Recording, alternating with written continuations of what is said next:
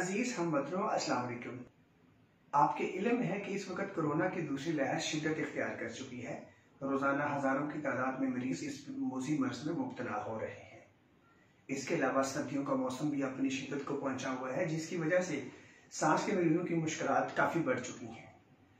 इन हालात में अगर आप या आपकी फैमिली में किसी को सांस का मसला है या कोरोना इन्फेक्शन लाहक है तो घबराइए मत, फारूकी क्लिनिक आपके साथ है।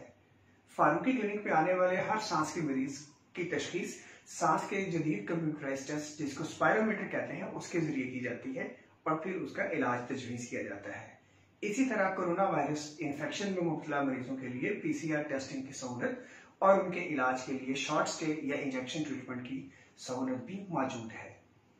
मैं doctor Amdad Ali Farooqui, assistant professor services hospital Lahore, consultant physician and pulmonologist, पिछले 14 सालों से सांस के मरीजों का इलाज कर रहा हूँ।